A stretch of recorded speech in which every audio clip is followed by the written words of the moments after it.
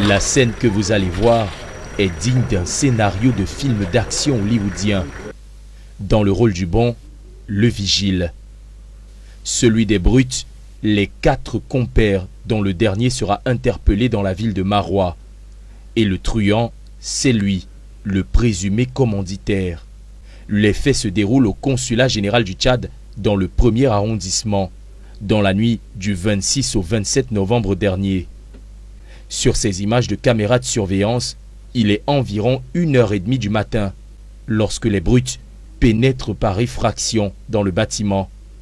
Les images permettent clairement de distinguer les poignards qui composent leur arsenal.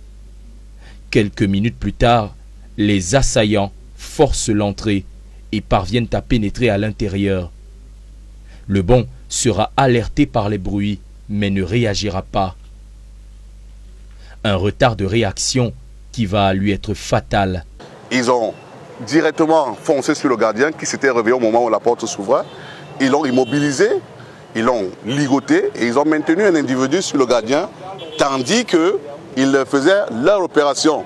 En tout, le bon recevra 5 coups de poignard des brutes. Une exécution en bonne et due forme, dont la commande porte la marque sanglante du truand. Et après avoir ligoté le gardien, on a bien vu que l'un des malfrats, bien évidemment le chef de gang, a émis un coup de fil, bien évidemment pour demander au commanditaire qui serait dans les parages. Le gardien est ligoté, c'est quoi la suite? Et on lui a dit, le coffre se trouve en haut.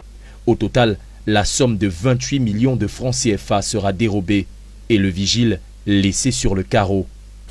Lors de la reconstitution des faits, en présence des éléments de la gendarmerie nationale, toutes les brutes désigneront le commanditaire, le truand, qui n'est ni plus ni moins que l'adjoint du consul général.